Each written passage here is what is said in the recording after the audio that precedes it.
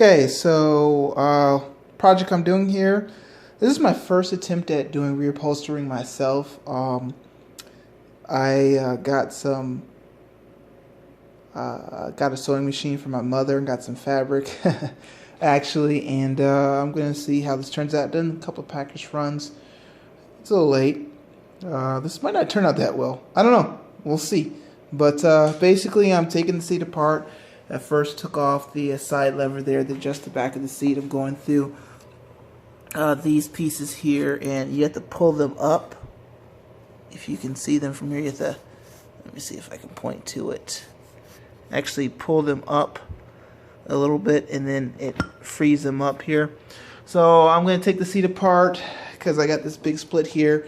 I'm going to try to just work first with just creating a, breaking the seam around and then sewing a new piece on here, just some fabric. I don't care. I'm going to try this first. This is going to be a trial run with some fabric, and then I might go back with some Alcantara or something like that later just to see if it turns out any better. So here's the seat laying down. We're going to see what happens. Alright guys, so just wanted to show you some broadcast here that I got. I've cut out the insert, and you're looking at the underside of the inner part of the seat, the inner insert. And so I just took a pair of scissors and actually just separated the thread there to remove it from the seat totally. I got to transfer over this piece here once I cut that, and I form it over to the new side so that it will I'll have something to hook down on, and I can reuse this bracket and this piece so it sits back in the seat properly. The seat has an adhesive, and it has the stitching in it. So I'm going to apply the 90, I guess it comes in an orange spray container, stuff that you can get for 60 or 90 from the auto parts store from Home Depot. I'm going to apply that actually over here. Here's my new cutout. This is just the back side of it. It's actually this right here, what you're looking at. It's going to be two-tone. This is the foam, which I'm going to put on this side of it, and I'm actually going to stitch through the same way after I apply the adhesive and avia on the other side. So just a little update on the project, and once I have more info, I will let you know. Alright, thanks guys for watching. Okay guys, here's a quick update to the work that I've been doing on my seat. I'm going to of course do both seats this way. I wanted to Joann Fabrics, and I got some fabric, and I got my sewing machine here, and I'm winging it. Like I showed you before, I took apart the insert with a pair of scissors against the seam, or actually with a blade, cut it. And so what I'm now doing is I took the insert out because it was cracked, and I'm replacing it with this. This looks mighty flat.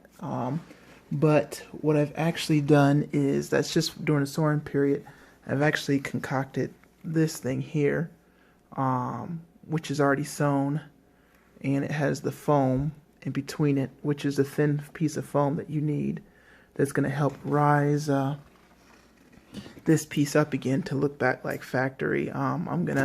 I think I said 200 minute before, 200 adhesive. I'll actually show you a picture of what I got here.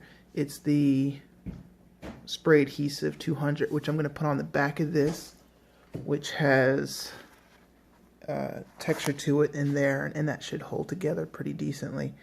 So if you look closely, this is already stitched there. It's stitched on the other side here too. I mean, I gotta go back and do a little work. That's just the old thread. My thread is actually that color to make it look good. I have to still do these corners here on the back side and actually put the back part of it on here. So here's a quick update of how things are looking on the interior. Again, first try at this. We'll see how it goes. Thanks guys. Alright guys, here's a look at the finished product of one of the seats.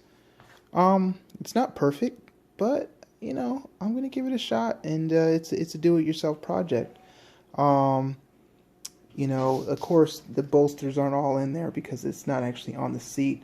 the underpinning I put on there, and it should look a lot better. But here's an update. You know, I got a couple little stitches here and there that you can kind of see just a little bit. But it rounds off up here. You're not going to see this part that well. That's just from the old stitching there that was there before, because mine was actually brown stitching, like the nylon outdoor waterproof stuff that I got from Joanne Fabrics. And so yeah, I mean, it doesn't look too shabby, too bad. My line is pretty good there.